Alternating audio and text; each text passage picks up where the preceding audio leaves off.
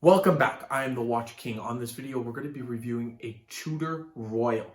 Tudor is a brand I haven't really covered. I've done a vintage Monarch before around the 90s, but this piece is a value prop. That's what everybody tells me. Let's see if it's true or not. Let's flip straight into it. Now, flipping ourselves right into it. This is the piece. I already did the courtesy of taking the outer box, then the inner box, and then the one inner out, because they do it like Rolex. Which is a great unboxing. It's a great feeling, but a lot of boxes. So taking it out, there's a cushion. We have a 5-year warranty in here, and I'm not going to go through all the specs, but I want to go through all the pros instantly. So this watch, #1 pro, it looks better on in person, I should say, on the wrist than it does ever on camera. That is a great pro. It's not a pro for the people that want to look at it and say, oh, this is a cool watch. Online, you can't really tell. But I will say that sunburst, it just comes out amazing in person.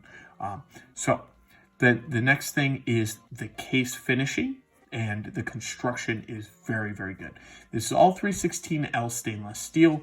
Industry grade. You get that on Omegas. You get that on, I think, Patek even. Yeah, Patek uses that. The only one, 904, is Rolex that uses it. Audemars Piguet, I believe, even uses 316. So very, very good stainless steel. Bracelet construction is great. So this is the entry level, explaining this piece. This is something that you just get into watch collecting. You want a Rolex, quote-unquote Rolex property, but you don't want to pay the entrance fee of $61.50. Yes, I did that first. I got the OP, was my first purchase, and I shouldn't have done that. If I wanted to be a Tudor Royal collector, you don't buy the OP first. That was my biggest mistake. So let's go through the Tudor line here, though. So we have the entry level, meaning still you get all screwed links right there, as you can see.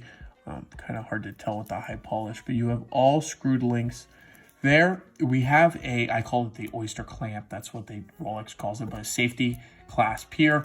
We have, when we pop it open, it's actually held by ceramic balls in there, the little balls that connect right there into that hole, I should say. So it stays sturdy right there, and it will stay strong. That is subtle details that Tudor always adds into their watches to make them great. Tudor Geneve, as you can see on that milled clasp there. The back of the watch, nothing crazy, just serial number, reference number, bracelet number, and then there we go. We have the Tudor Geneve, hiding a Sellita. That we're not going to stay away from. We're going to stay away from the movement for a minute because we're talking about the positives. Coming back to the front of the case, as I already previously mentioned, that beautiful, beautiful blue. The bezel is great, like a machine etched bezel. Not so much as a fluted, which I like because it is stainless and it's its own identity. It's a 5-link. I call it Jubilee, but it's its own watch. You know, this is not just trying to rip off a Rolex or Rolex Oyster Quartz. A lot of people say Audemars Piguet Royal Oak.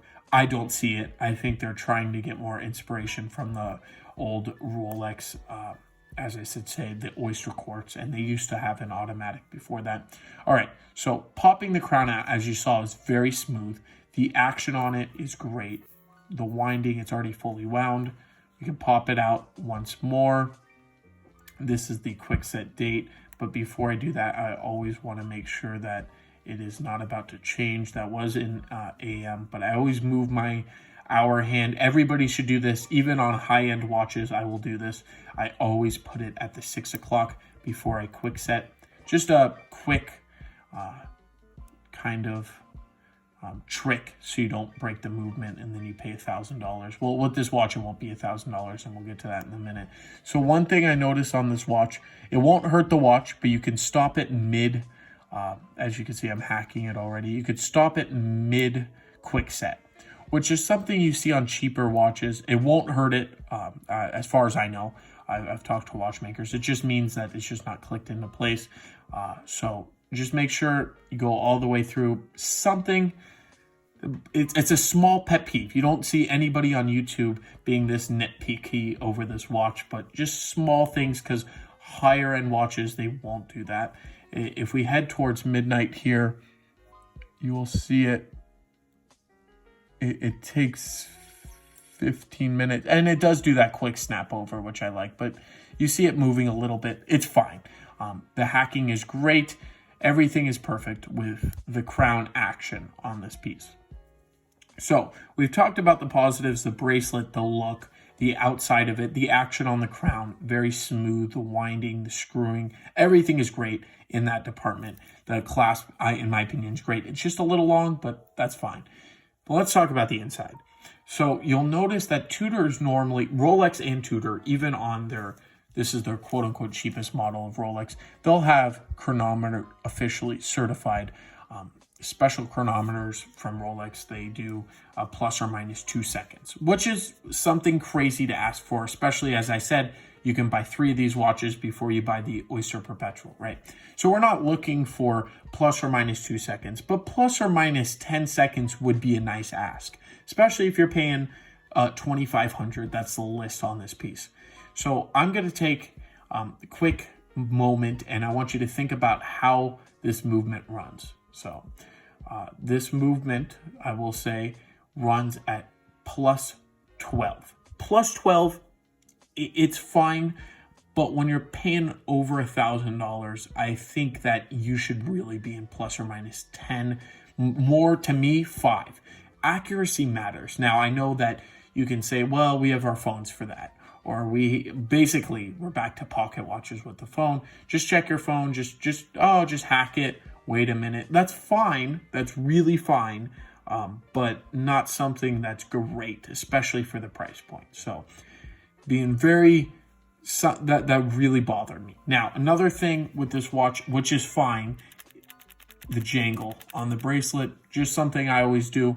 It's fine. As we could tell on the wrist, you won't hear that jangle because of the end links. That's probably why it's doing that. Another thing with the end links, we push it all the way up, that hits the top of the case.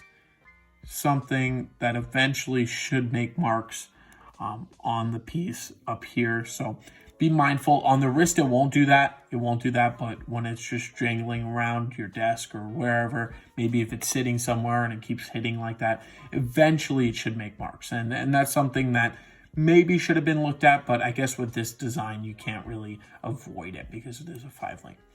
That's another negative. No, the last one about the movement, I should say, is the power reserve. I could live with plus or minus 12 seconds a day. I could live with it. But 38 hours of power reserve, that is insane to me. You put it down for the weekend and you pick it up on Monday morning, it is dead. This is something where if Tudor gave an option, now maybe it would be a little crazy, but if Tudor gave an option of a in-house movement with 70 hours would be great, but 50 hours, 48 hours, and they said, okay, it's an option in this watch, but you have to pay $300 more. I would be all over that. I would consider this one of the best value props ever. Seriously, just because of that movement, but they don't do that. Unfortunately, they do not do that. And that is something where I say that's where I lost it with this watch. So that's why I'm moving this on to somebody who really likes this watch. This watch is not for the Rolex collector, or I should say the multiple Tudor collector. I don't think this watch is for them, period. Just because it is not the standard that I'm used to. And I don't want to be a watch snob because I know the price point, but I also know what you can get from Seiko, from Swatch Group. Swatch Group is most affordable, I should say. But there are some other brands out there. Orient is another one. You can get some crazy stuff for them for $2,500. But you won't get the Crown. You won't get Tudor, or I should say Rolex, unless you get this watch. So that is the appeal of it.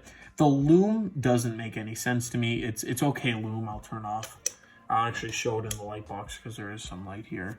But it's okay lume. It's blue. I don't know exactly what it is. I think it's super lumino. There's something like that. I don't think it's chromalite, which Rolex uses. but it's a good watch. Would I consider it a value prop? No. Would I consider a value prop into the Rolex land? Yes. If you want something that's unique, it's not a fake. People are paying $1,000 for fakes, $1,500 for fakes. Doesn't make any sense to me. Go and buy this watch for $1,000 more. If you're paying $1,500 for a fake, let's say GMT, like my real one here, but the fakes almost look unbelievable, like very hard to tell.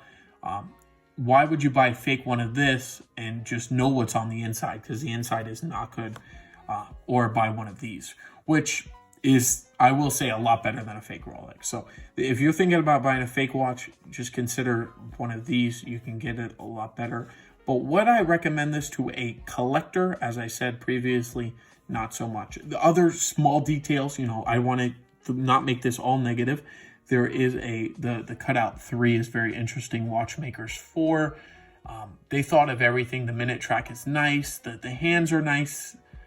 It's just that the movement is the killer. I want to thank you all for watching. What is your opinions? If you like this piece and you disagree with me, it's definitely for sale. This has full box, papers, extra links, hang tag. This is like brand new as you can get. And I'm going to do that at $1,800 on eBay. Shoot me an offer for $17. It is yours.